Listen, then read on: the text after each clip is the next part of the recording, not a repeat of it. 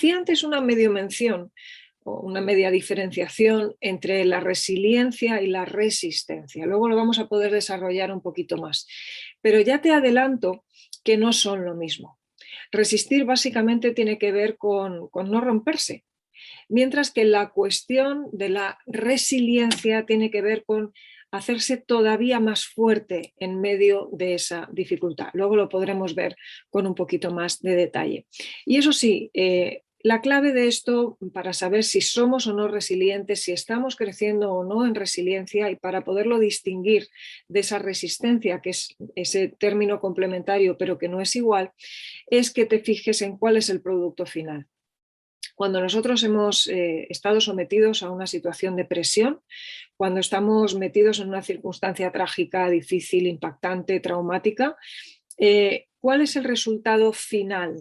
Cuando finalmente podemos, valga la repetición, decir que se ha terminado ese episodio y ese capítulo, has crecido respecto al momento inicial, te ha transformado la situación, podrías decir que has madurado respecto al momento antes de empezar esa situación y normalmente la respuesta suele ser que sí.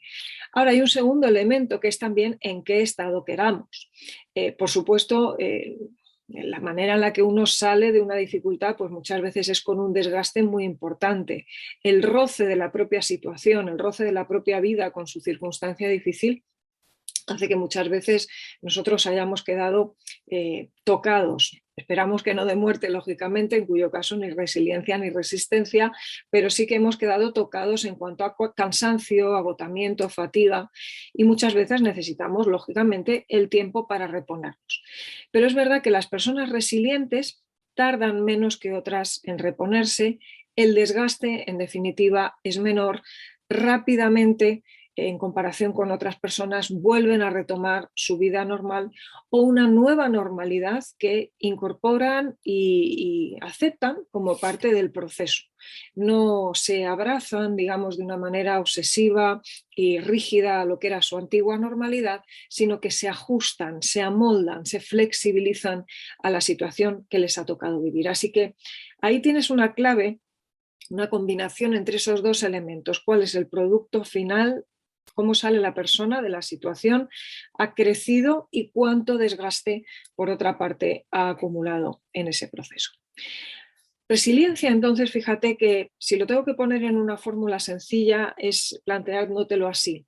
Necesitamos una resistencia estable, pero que además produzca un plus de crecimiento. Si solamente tenemos la resistencia, entonces no estaríamos hablando de resiliencia. Para hablar de resiliencia, realmente algo tiene que suceder que ha mejorado las características del material, que en ese caso somos nosotros. Así que con esta fórmula espero poderte explicar un poquito mejor en qué consiste.